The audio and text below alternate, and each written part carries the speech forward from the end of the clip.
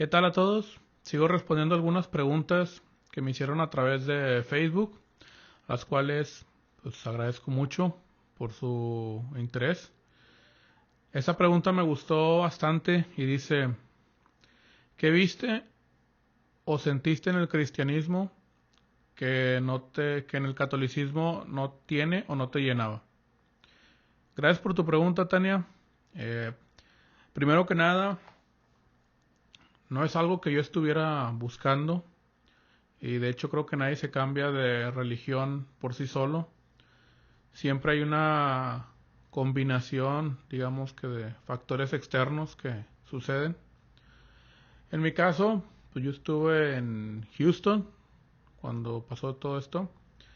Y la única manera que tenía de conocer personas era a través de asistir a una iglesia. Pues no conocía a nadie.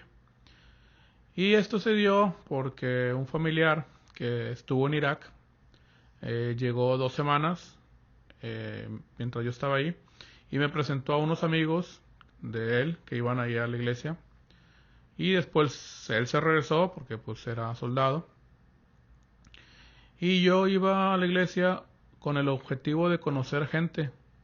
Jamás pasó por mi mente convertirme o negar mis creencias para ser aceptado por los demás.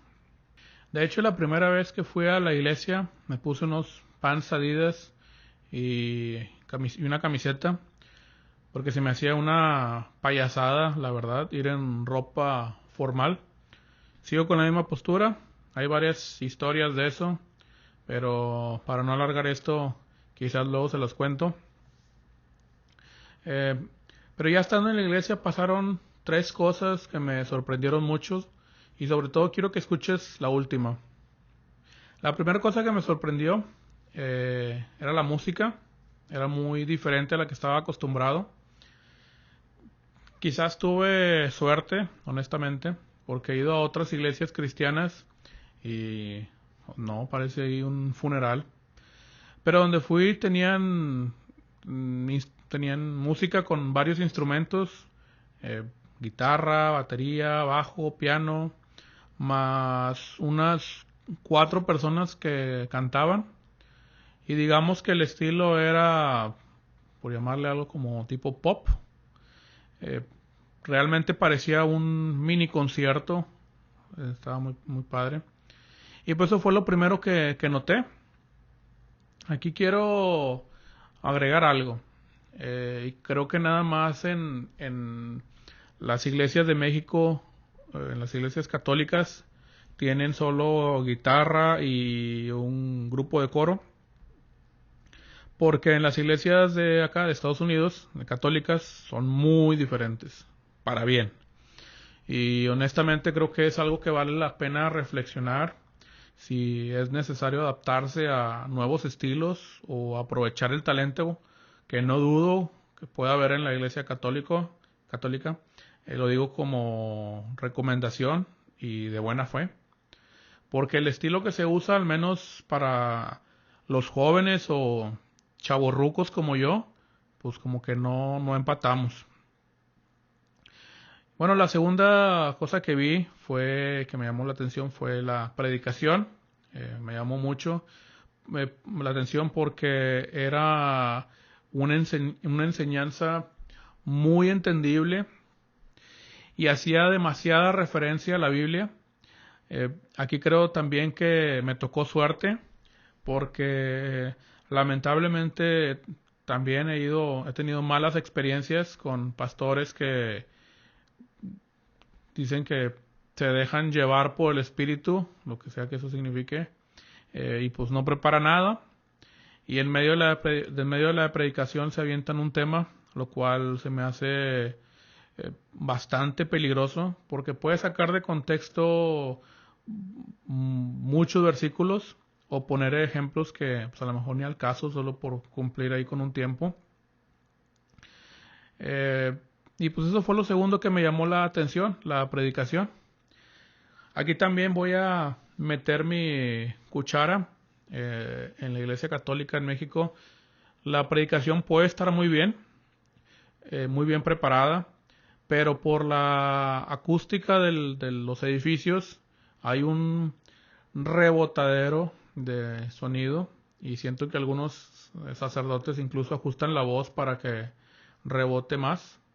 Obviamente no todos, pero con los que asistí sí lo notaba.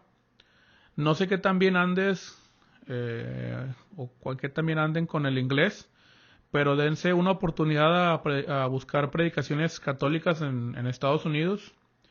Puedes buscar, por ejemplo, a Robert Barron o Mike Smith. Voy a tratar de poner las ligas aquí abajo.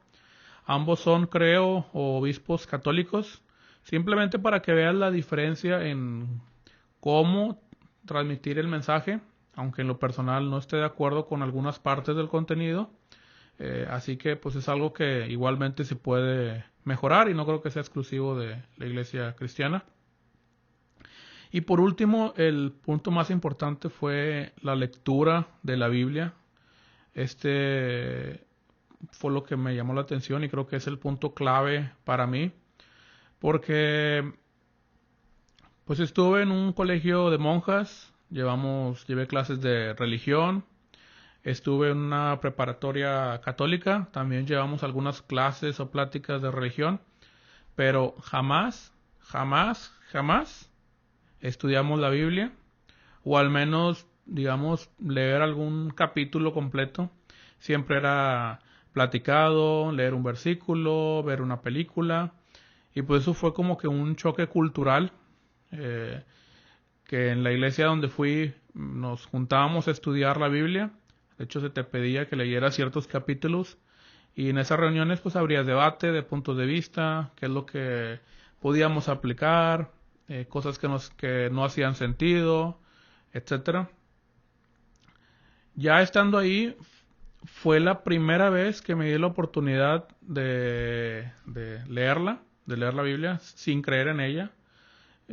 En esta iglesia, pues la verdad es algo que le agradezco bastante por haberme formado el hábito de la lectura, porque hoy estoy en contra de que el aprendizaje sea solamente por las canciones, creencias, lo que dice el líder que está al frente de la iglesia. Y también hay un desinterés terrible, como no tienes idea, por aprender. Hasta en los cristianos, de esos que dicen bendecido sea tu día, Jehová es mi pastor, de esos que bombardean Facebook con imágenes de Jesús, hasta esos que son muy religiosos tienen realmente muy poco interés por aprender, realmente. Eh, Jesús nos pidió formar discípulos, no creyentes. Entonces hay que entender bien ese concepto. Gente que estudie, gente que cuestione las escrituras, no solo que las crea ciegamente por fe, a pesar de esto, de lo que conozco, sigo abierto a escuchar otros puntos de vista y pues darme la oportunidad de estar equivocado. Hasta hoy digo, a lo mejor esta no es la creencia correcta, porque pues si de ahí voy a basar mis fundamentos de vida, pues creo que al menos tengo que estar suficientemente seguro o tener suficientemente argumentos para decir o al menos pensar que pues estoy en la verdad. Si la iglesia a donde asistes te fomentan la lectura, no solo el domingo, sino con pequeños grupos, te ayuda a entenderla, te ayuda a entender la estructura de la Biblia, te da algo de historia, te da herramientas para estudiarla, respeta posturas diferentes, estás en un muy buen lugar, ni te muevas. Siempre y cuando la Biblia tenga la última autoridad en tu vida, es cuando realmente vas a poder convertirte en un verdadero discípulo de Jesús, sin importar a la iglesia que asistas. Y pues bueno, eso fue todo. Si tienen alguna otra pregunta que quieran hacerme, se la respondo conforme a lo que yo sé. Y pues bueno, nos vemos en el próximo video. Bye.